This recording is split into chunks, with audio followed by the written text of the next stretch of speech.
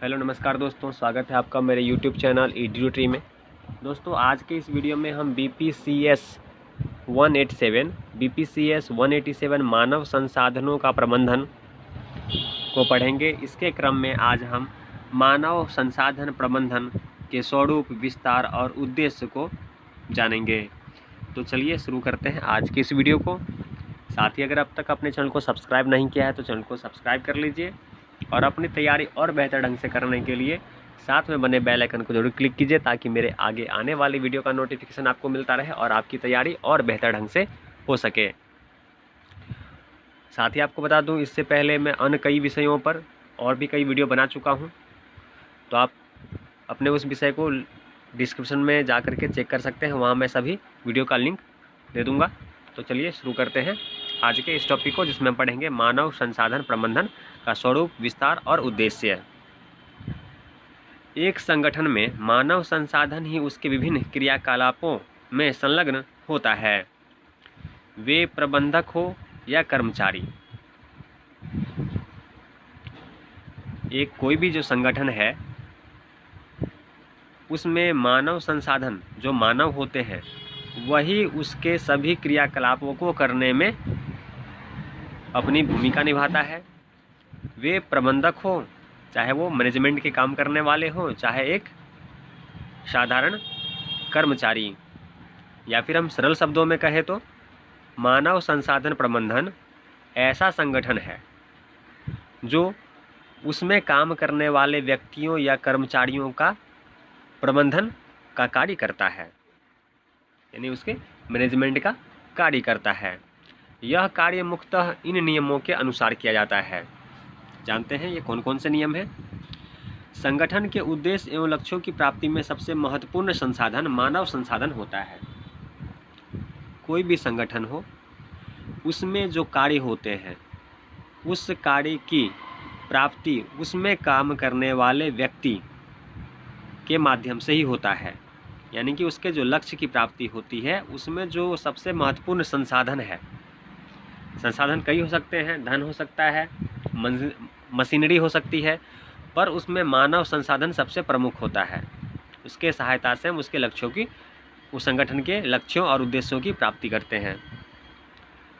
और भी कई नियम हैं, जैसे मानव संसाधन विषयक नीतियां और प्रक्रियाएं संस्था के बृहत्तर लक्ष्यों तथा यौक्तिक योजनाओं के अनुरूप होनी चाहिए। जो मानव संसाधन विषय की जो नीतियां और प्रक्रिया हैं, वह संस्था के बेहतर लक्ष्यों को प्राप्ति करने के लिए इस प्रकार की योजना को उसके अनुरूप बनानी होती है। संस्थागत संस्कृति एवं मूल्यमान उस संगठन द्वारा अपने लक्ष्यों और उद्देश्यों की प्राप्ति के निर्धारक हो सकते हैं, अतः उन पर ध्यान देना चाहिए और जरूरत हो तो उसमें आवश्यक बदलाव भी लाते रहना चाहिए। मानव संसाधन प्रबंधन को इस प्रकार कार्य करना चाहिए कि किसी भी कर्मी परस्पर समन्वय पूर्वक साझे लक्ष्यों की प्राप्ति के लिए प्रयास कर पाए। मानव संसाधन प्रबंधन का एक और महत्वपूर्ण कार्य है कि वह ऐसे वातावरण का निर्माण करे जिसमें सभी कर्मचारी संगठन के लक्ष्य की प्राप्ति के लिए मिलकर प्रयास करें। अतः हम कह सकते हैं कि मानव संसाधन प्रबंधन को उचित मानव घटकों की प्राप्ति, यानी कि नियुक्ति और चयन, संप्रेरण यानी उपयुक्त, सबल और पुरस्कार द्वारा, विकास यानी प्रशिक्षण और विकास कार्यक्रम द्वारा ध्यान केंद्रित रखना चाहिए। मानव संसाधन का कार्य संगठन में किसी कार्य या रिक्ति की अनुभूति के साथ ही प्रारंभ हो जाता है। इस प्रकार हम देखिए तो कह सकते हैं कि मानव संसाधन प्रबंधन जो है, मानवों की या कर्मचारियों की नियुक्ति और चयन का कार्य उसके कौशल को देखते हुए करता है और संगठन के प्रति जो उसकी उपयोगिता हो, उसके माध्यम और उसके संदर्भ में कर्मचारी का चयन करता है। साथ ही विकास यानी प्रशिक्षण और विकास कार्यक्रम आयोजित करता है। तो हम कह सकते हैं कि मानव संसाधन प्रबंधन जो है, संगठन की आवश्यकता के अनुसार कर्मचारी और व्यक्ति का चयन करता है, उसे निरंतर बदलते विकास के दौर में प्रशिक्षण और उसके विकास कार्यक्रमों का आयोजन करता है। यानी कि मानव संगठन का कार्य संगठन में किसी कार्य या रिक्ति की अनुभूति होने या रिक्ति होने के साथ ही प्रारंभ हो जाती है। किसी भी संगठन में मानव संसाधन विभाग प्रबंधन और कर्मचारी के बीच एक पुल का कार्य करता है। किसी भी संगठन में जो मानव संसाधन विभाग होता है वह उस संगठन के प्रबंधन और कर्मचारियों के बीच एक पुल का कार्य करता है, यानी कि एक सहयोगी का कार्य करता है जो दोनों की आवश्यकताओं और हित की पूर्ति करने में सहायक होता है। इस विभाग को केवल कर्मी विकास नहीं बल्कि साथ साथ में संगठन के उद्देश्यों के साथ अपने लक्ष्यों का समन्वय भी करना चाहिए।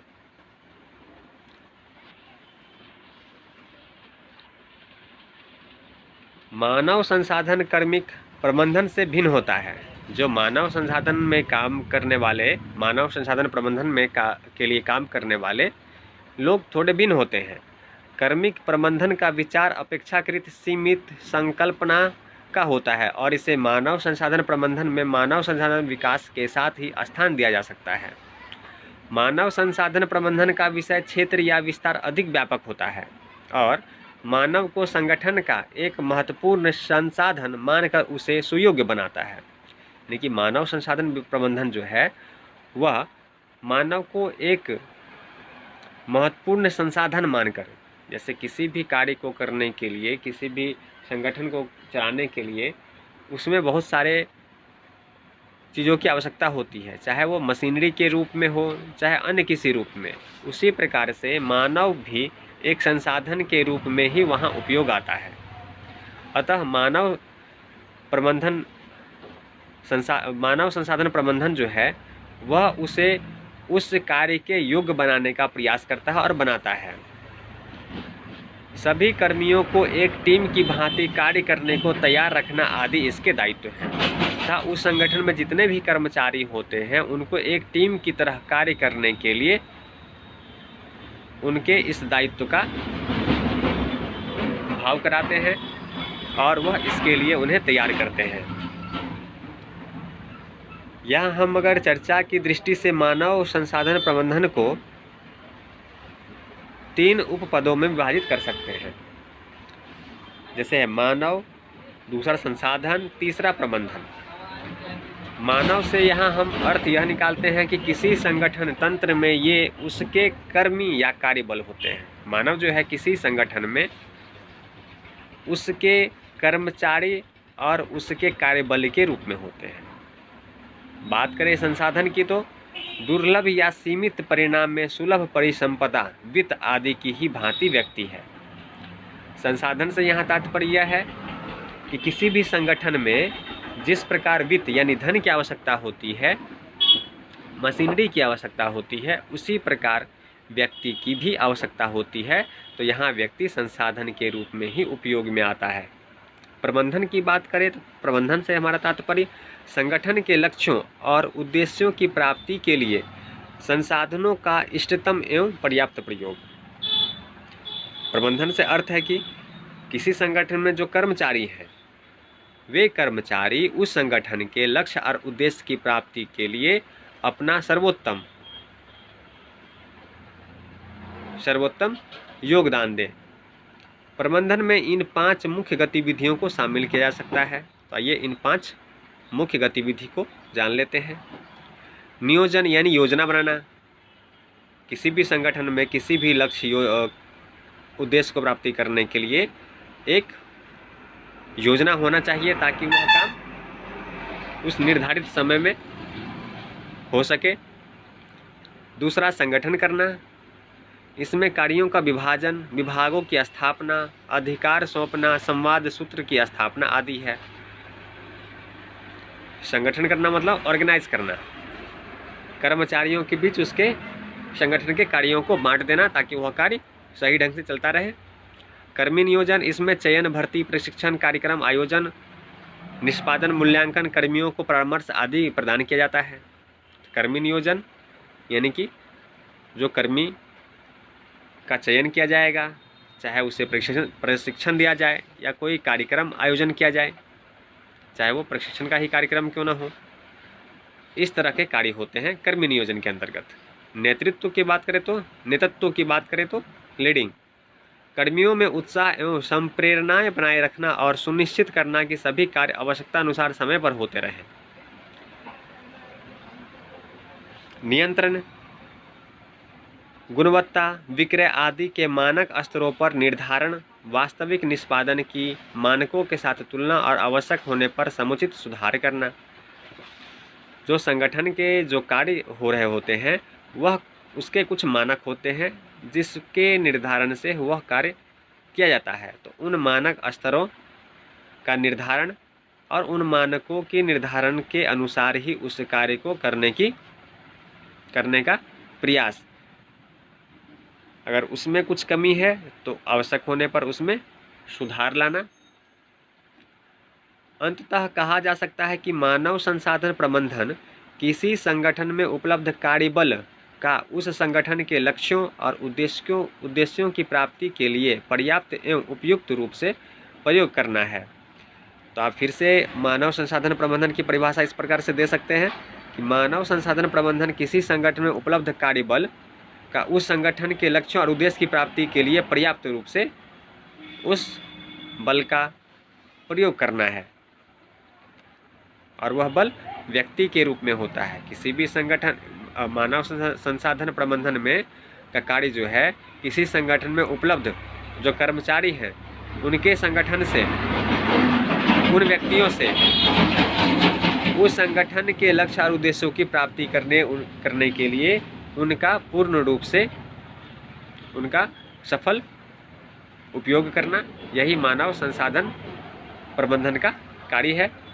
मानव संसाधन प्रबंधन की व्याख्या उस प्रक्रिया के रूप में भी हो सकती है जिसमें व्यक्तियों को कार्य पर रखना, उन्हें वांछित प्रशिक्षण देना, क्षतिपूर्ति, पारिश्रमिक देना और उन व्यक्तियों के लिए नीतियों और युक्तियों का विकास करना शामिल है। यह मुख्यतः संगठन में मौजूद व्यक्ति के प्रबंधन की औपचारिक व्यवस्था भी कही जा सकती है। अगर हम बात करें मानव संसाधन प्रबंधन की, तो यह जो है संगठन में मौजूद जो व्यक्ति हैं उनके प्रबंधन की व्यवस्था करता है, यानी कि उनको कैसे उपयोग में लाया जाए यह कार्य करता है। मानव संसाधन प्रबंधन का मुख्य कार्य संगठन के मानव संसाधनों के प्रभावी प्रबंधन द्वारा उसके उत्पादन एवं लाभप्रदता में वृद्धि करना है, यानी कि संगठन में काम कर रहे कर्मचारियों से लाभप्रद उपयोग और उनका और अच्छे से उपयोग करना ताकि वह उस संगठन के हित में हो, यह कार्य करता है। मानव संसाधन प्रबंधन का आधारभूत मिशन संगठन में योग्यता क्षमतापूर्ण कर्मियों को प्राप्त कर उन्हें विकसित एवं प्रतिधारित करना है ताकि मानवीय संसाधन का संगठन के लक्ष्य के रूप में अनुरूपण हो सके और वे संगठन के लक्ष्यों की प्राप्ति के रूप में उसकी लाभप्रदता में योगदान दे सकें।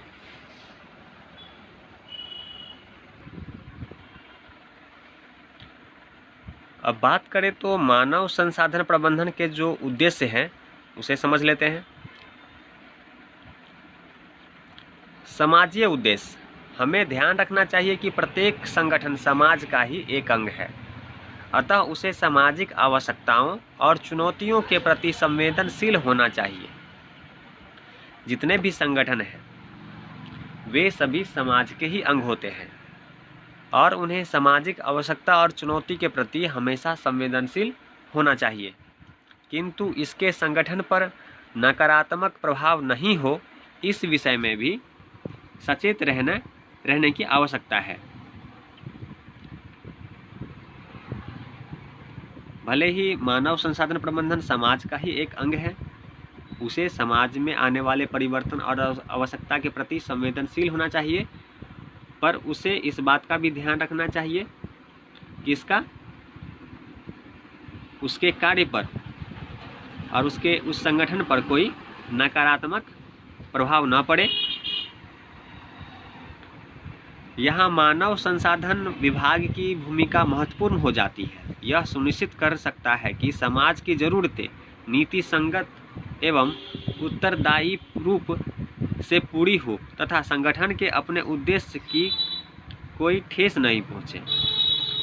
यहाँ मानव संसाधन विभाग की एक महत्वपूर्ण भूमिका होती है और उसके लिए यह कार्य महत्वपूर्ण हो जाता है कि वह सुनिश्चित करे कि समाज की ज़रूरतें नीति संगत और उत्तरदायी रूप में है या नहीं, और उसे पूर्ण करते हुए इस बात का ध्यान रखना कि संगठन के उद्देश्य को कोई ठेस नहीं पहुँचे। उदाहरण के लिए ये विभाग कानूनों एवं नियमों के अनुपालन सुनिश्चित करने में एक भूमिका निभा सकते हैं। यानी कि जो मानव संसाधन विभाग है उसे इस बात का भी ध्यान रखना है जो कानून है, जो नियम बनाए गए हैं उसके अनुरूप ही संगठन कार्य करे, उससे समाज में या सामाजिक व्यवस्था में कोई व्यवधान उत्पन्न न हो, इस बात का ध्यान रखना भी मानव संसाधन विभाग की एक महत्वपूर्ण कार्य है। संगठनात्मक उद्देश्य, यह उद्देश्य संगठन की प्रभाव उत्पादकता के संवर्धन पर केंद्रित रहता है। अतः मानव संसाधन प्रबंधन के विभिन्न कार्य संगठन के लक्ष्यों एवं उद्देश्यों को ध्यान में रखते हुए ही किए जाने चाहिए। यानी कि मानव संसाधन प्रबंधन के विभिन्न कार्य, जितने भी कार्य हैं, वह संगठन के लक्ष्य और उद्देश्य को ध्यान में रखकर ही करना चाहिए। उदाहरण के लिए जैसे कर्मचारी का चयन हो, चाहे उनका प्रशिक्षण हो, निष्पादन या उनका मूल्यांकन हो, संगठन के लक्ष्यों एवं उद्देश्यों के आधार पर ही होनी चाहिए। मानव संसाधन विभाग को भी संगठन का एक विभाग होने के नाते उसे संगठन के लक्ष्यों के अनुरूप ही कार्य करना चाहिए। मानव संसाधन विभाग को भी यह ध्यान रखना चाहिए कि वह भी उस संगठन का एक विभाग ही है, इस नाते उसे भी ऐसे कार्य करना चाहिए और ऐसे कार्यों को करने का प्रयास करना चाहिए जो उस संगठन के सफलता के अनुरूप ही हो। प्रकार्यात्मक उद्देश्य, मानव संसाधन विभाग का संगठन की आवश्यकताओं के अनुसार ही कार्य करना चाहिए। मानव संसाधन विभाग का संगठन, जो मानव संसाधन विभाग है, उसे भी जो वह संगठन है जिसका वह एक विभाग है, उस संगठन की आवश्यकता के अनुसार ही उसे कार्य करना चाहिए। उदाहरण के लिए मानव संसाधन विभाग या विकास के कार्यों को संगठनात्मक आवश्यकताओं के आधार पर किया जाना चाहिए। व्यक्तिक उद्देश्य, यह उद्देश्य मुख्यतः कर्मी केंद्रित है। जब हम व्यक्तिक उद्देश्य की बात करते हैं तो जो संगठन में जो व्यक्ति काम करते हैं यह उन पर मुख्य रूप से केंद्रित है, जहां उन्हें संगठन की उत्पादकता एवं लाभप्रदता को बढ़ाने में योगदान करते हुए उनके निजी लक्ष्यों और उद्देश्यों को प्राप्त करने में सहायता प्रदान करता है। यानी कि जो संगठन में काम करने वाले कर्मचारी हैं तो उनके उपयोग से संगठन में होने वाली उत्पादकता और उससे होने वाले लाभ को बढ़ाने में उनका महत्वपूर्ण उपयोग किया जाता है तथा उन कर्मचारियों के निजी लक्ष्यों और निजी उद्देश्य को प्राप्त करने में भी यह संगठन सहायता प्रदान करता है। उदाहरण के लिए कर्मियों के प्रशिक्षण एवं जीवन वृत्ति विकास कार्यक्रम का आयोजन करना। इसके लिए वह कर्मचारियों को प्रशिक्षण देता है तथा जो कर्मचारी का जो जीवन वृत्ति विकास है उसे करने के लिए विभिन्न प्रकार के कार्यक्रमों का भी आयोजन करवाता है। इस प्रकार से आज के इस वीडियो में हमने मानव संसाधन प्रबंधन के स्वरूप, विस्तार और उद्देश्य को पढ़ा है। उम्मीद है आप इसे समझ गए होंगे।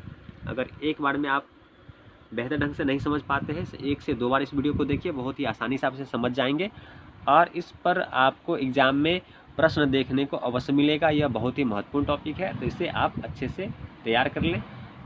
तो चलिए ऐसे महत्वपूर्ण टॉपिक के साथ मिलते हैं अगले वीडियो।